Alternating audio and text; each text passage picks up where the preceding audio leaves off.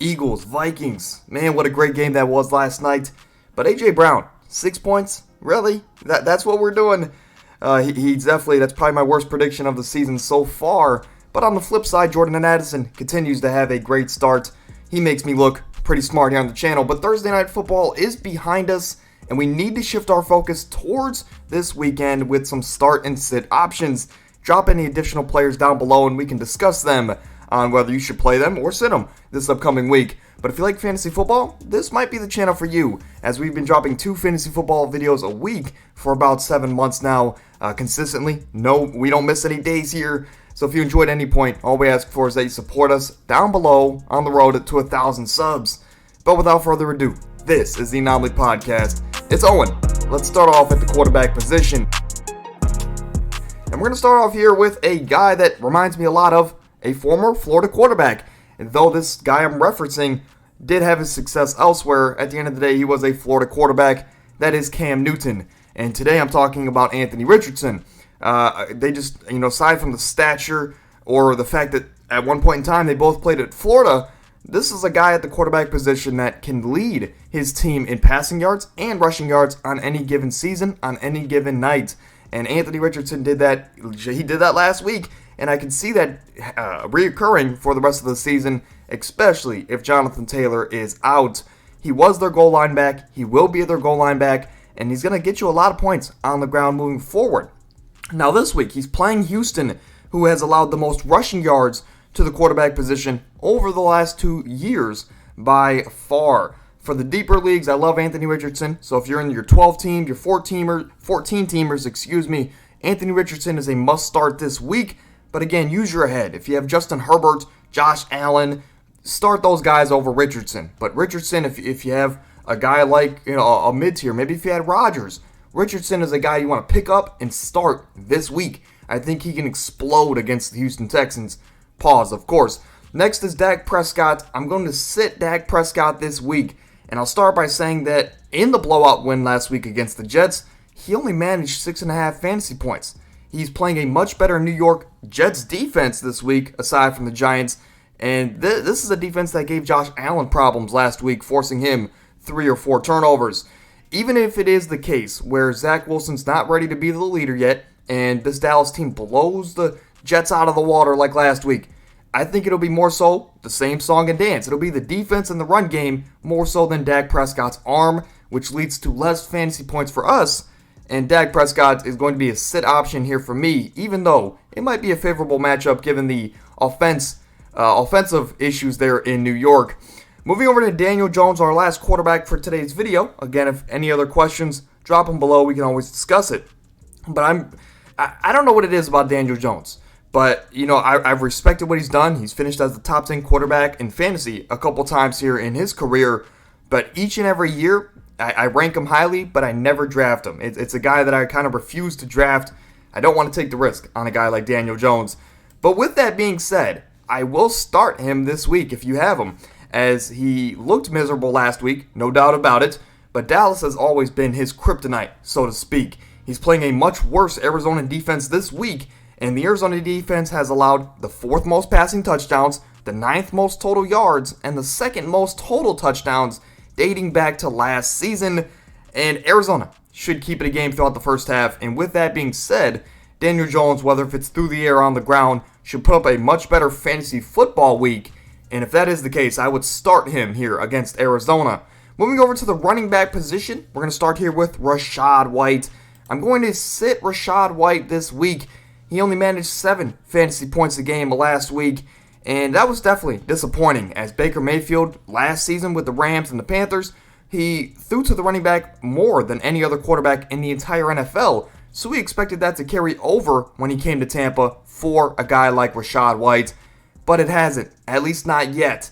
And I'm not saying it can't happen here pretty soon, but the blueprint from last week might be what we see for the entirety of the season, and that's what I'm getting at there. Now, Rachaad White is home, and he is playing a Bears defense that historically hasn't been able to stop the run over the last decade. But Rachaad White has just been very inefficient with his touches, and it just makes him a very risky play. And even though there are some positives here with Rachaad White, I'm more conservative with my fantasy decisions. I would sit Rachaad White here just to be sure that this offense is not just going to be an air-raided offense behind Baker Mayfield to Mike Evans and Chris Godwin. Rachaad White still should have around the same production, maybe 7 to 10 points, but I can't see him going off for 15 plus, if that makes any sense. The other running back here that I wanted to discuss is James Cook. I'm going to start James Cook this week here against the Raiders, as the Bills, they're in need to make a statement. They played the Jets last week, and aside from Josh Allen cutting back on his turnovers, I think the way that they can bounce back in week 2, and the story of the week for them, is going to be James Cook, as he should be dominant in this game.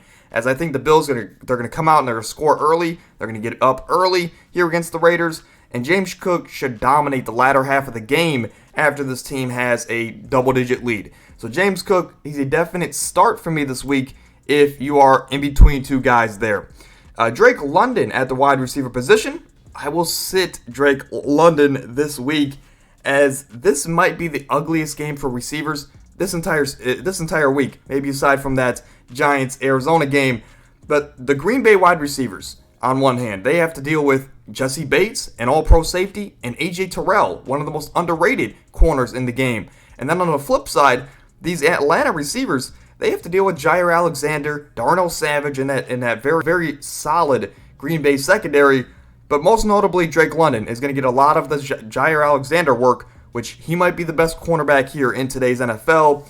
This is a guy in Drake London that only managed 1 target and 0 fantasy points last week in a favorable matchup. Now he's going to be matched up with one of the game's best corners in a game that, it might be a low-scoring game, given that both teams will run the ball. At least Atlanta is a run-heavy offense.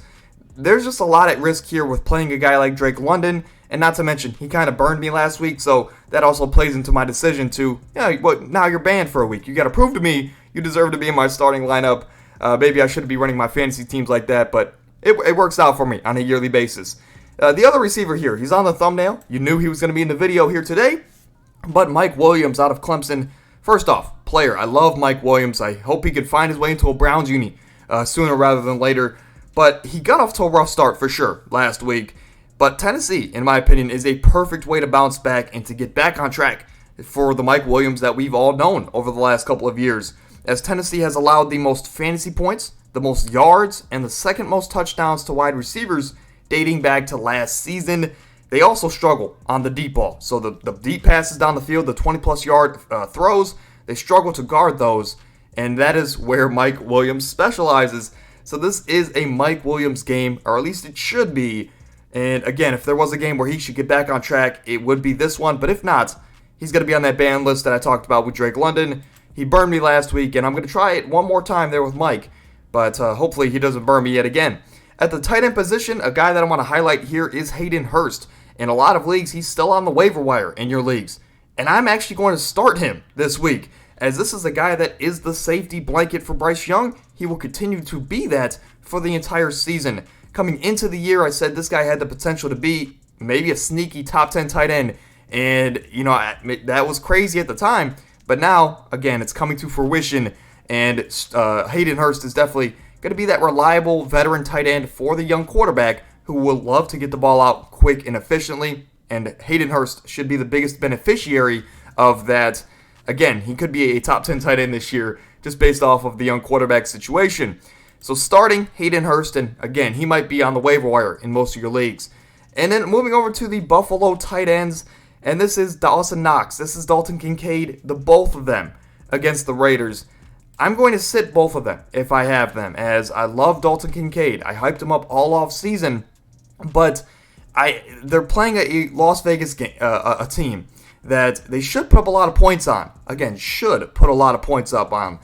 But I think this is going to be more so of a Stephon Diggs and a Josh Allen game and a James Cook game, more so than the Gabe Davises of the world, the Deontay Hardy and these Buffalo tight ends of the world. As Josh Allen's coming into this game with a lot to prove, this might be the Josh Allen game where he runs for 2 or 3 touchdowns, throws another one to Stephon Diggs, or some combination in there. James Cook finds his way into the end zone. This is a Buffalo team that needs to make a statement, and it all starts with Josh Allen. And I think this is a Josh Allen game more so than the weapons around him, if that makes any sense. But that is going to do it here. Again, I just wanted to run through 10 quick players. drop any additional players in the comments below and we can discuss them. Give me your reasoning behind why you maybe would go different than where I was in this video. And of course, I understand, it's all fantasy football. Nobody knows until it's all said and done.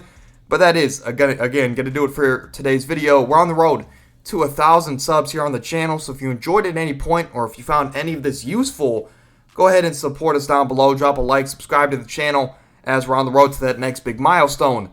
But until then, I will see you guys Tuesday, I guess. Yeah, the weekend is coming up here. So good luck this weekend with your fantasy teams. Any questions, drop them down below over the entire weekend. I'll answer them as quick as I can. And I will see you guys on Tuesday for another great week of videos. Until then, stay happy, stay healthy. We're out.